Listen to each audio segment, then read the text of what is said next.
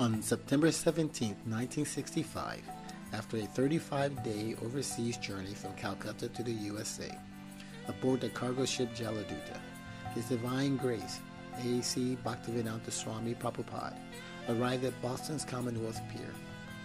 Srila Prabhupada had come on the order of his Guru Maharaj, Srila Bhaktisiddhanta Saraswati Thakur, to spread the science of Krishna consciousness in the West.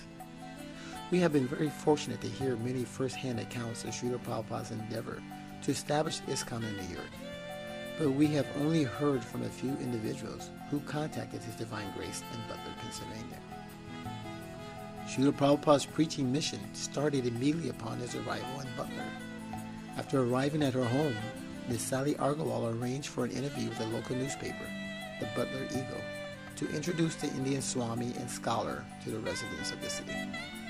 Professor Larson, the chairman of the philosophy department at Slippery Rock State College, read the article and contacted the Argawals. He arranged for Srila Prabhupada to speak to approximately 100 university students. 2 lectures were arranged for the morning and afternoon. Susan Daum, a student majoring in secondary education, attended one of the lectures. What follows is an interview of her discussing the impact of hearing Srila Prabhupada speak about the necessity of loving God, her desperate search for Him after the lecture, and her thoughts about what Srila Prabhupada has accomplished since his visit to the university.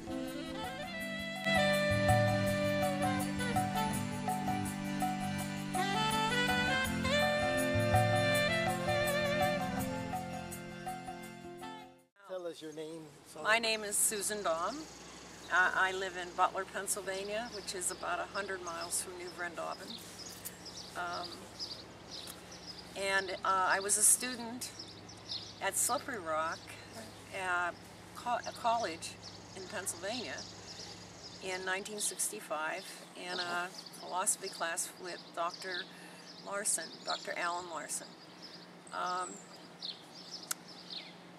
Dr. Alan Larson contacted the Agrawals in some way, I'm not sure how, and invited Prabhupada to come and speak at Slippery Rock College at Sheehy Theater in the basement of the old library, which I don't think that building exists anymore. That's in Butler, isn't it? That's in Slippery Rock, Pennsylvania. Slippery Rock, Pennsylvania. Which is how far from Butler? It's 17 miles from Butler. Okay.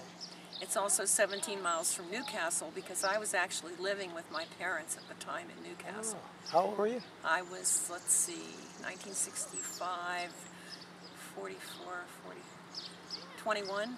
Oh. I was 21 years old, and I was getting ready to graduate from Slippery Rock.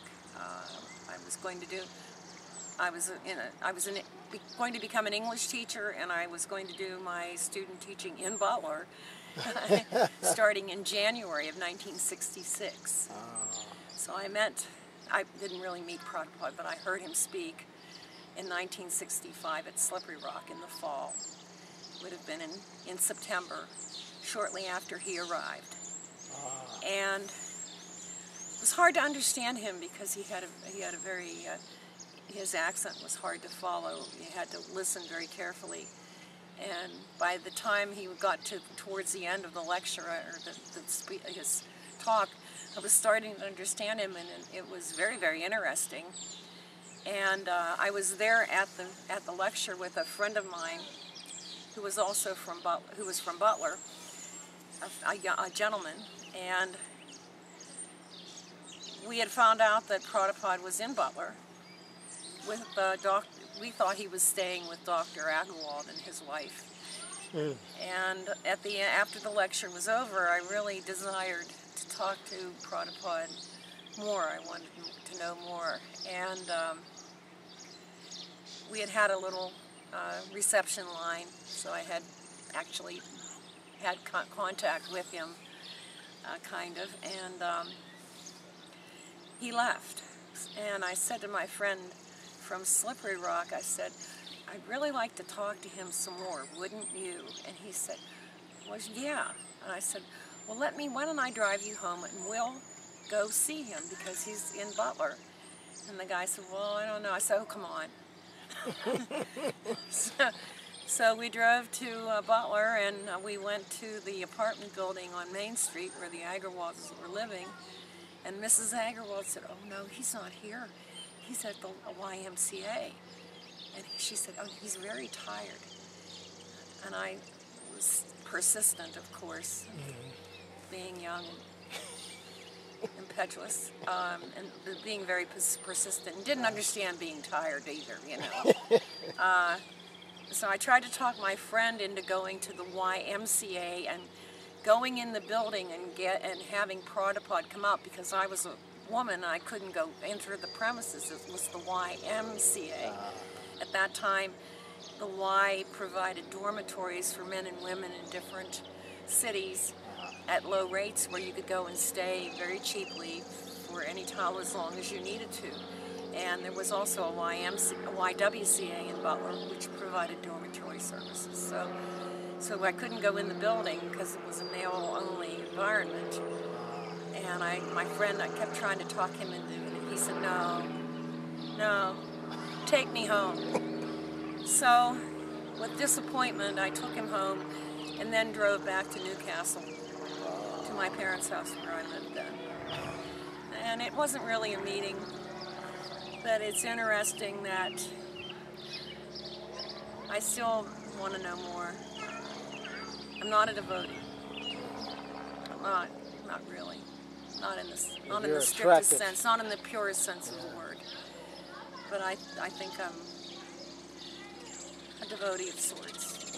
Definitely. How did you, can you remember what kind of sparked your interest? What did he say to make you want to see him? He talked about how what we were looking for was really God, and that God really was the love.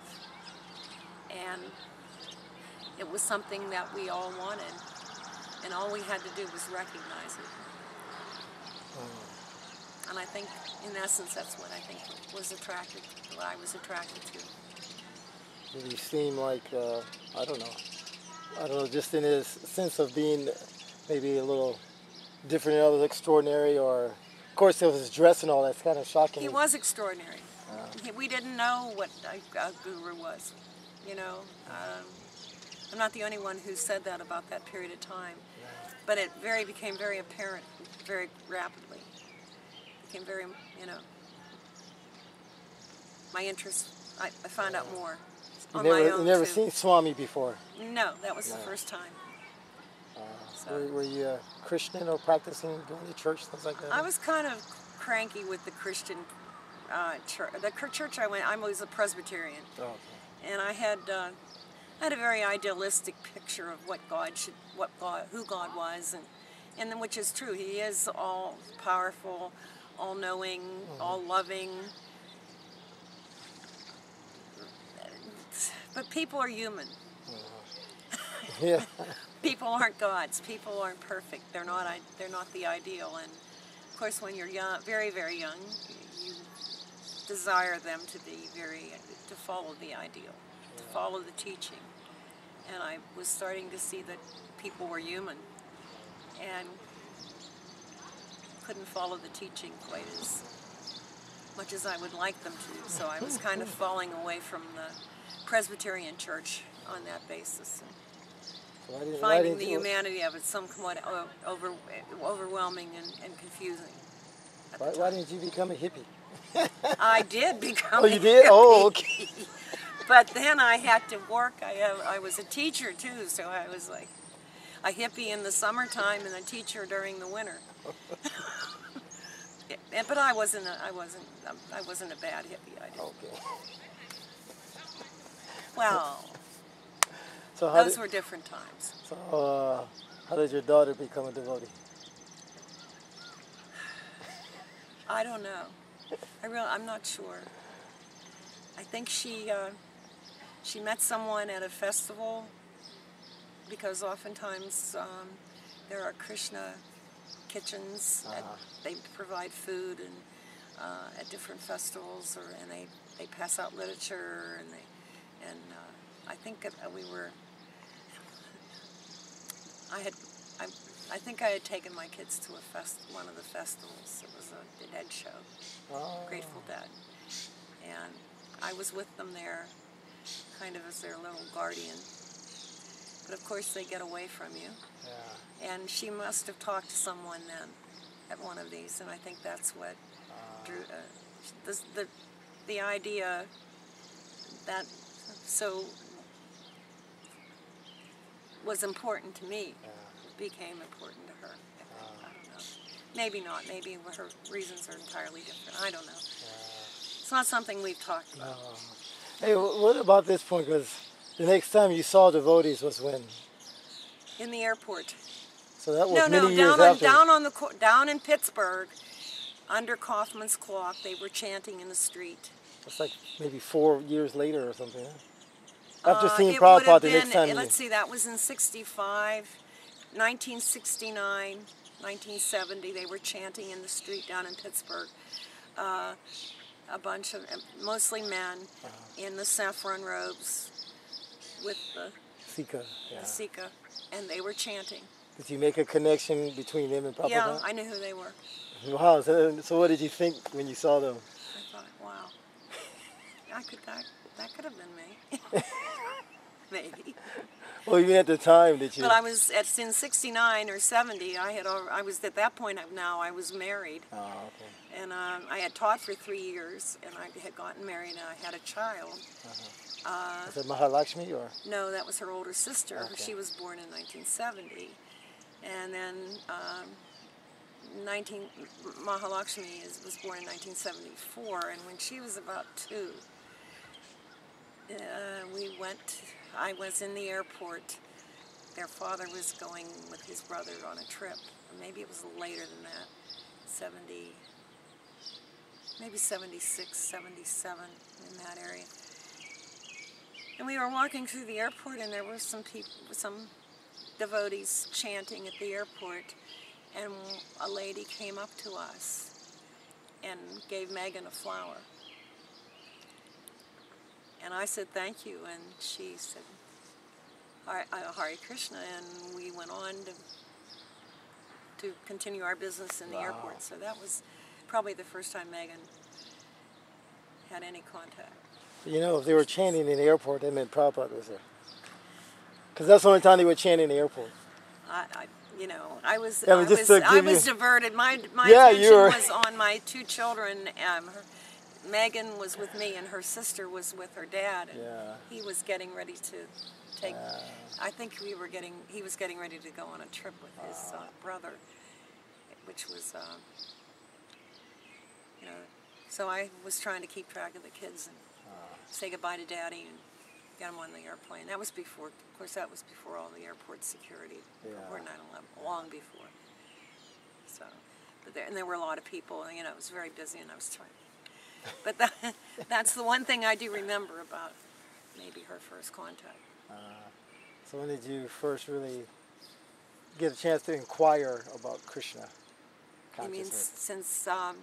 after, well, after all these Megan, were like chance meetings and I call her name is Mahalakshmi, but Yeah. of course I call her Megan a lot yeah. of the time because that was her name before Mahalakshmi. And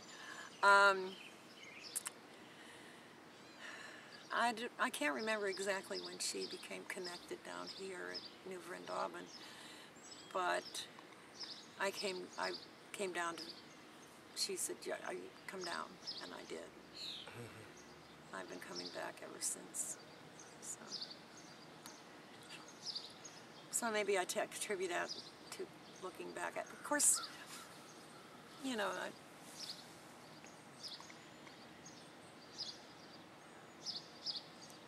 been a lot of things. When I'm older, I can't remember all things. Your mind goes. How does it feel to see Prabhupada on the Murti form on that asana and being worshipped? The last time you saw me, he was just a simple gentleman giving a class, speaking at a class. And even then he had a very definite presence. And I like seeing him there in the Murti form. Yeah. It's comforting in a way. Have you been up to the palace? Oh yeah, several times. Yes.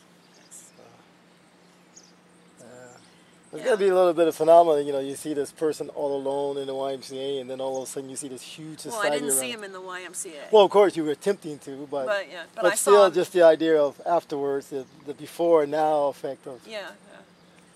I don't know I need to kinda, do the reading. I need to read his books, and I haven't done that. You have to give you a Leela Rita, then you can see what happened after Butler. I think I have it at home.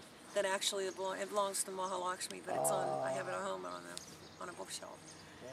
So I'll read it. I've been doing material things. So you're still working or retired now? No, I'm retired now. Okay. And I work in my garden in the summertime, and in the winter I huddle in my house trying to keep warm. You're staying in Pittsburgh or? Pardon? Where do you live? I live in Butler. Butler still, okay. Oh yeah, I still live in Butler, right in the city. It's not very far from where I live down to the Cubs Hall. Okay, well, thank you very much. Oh, you're welcome.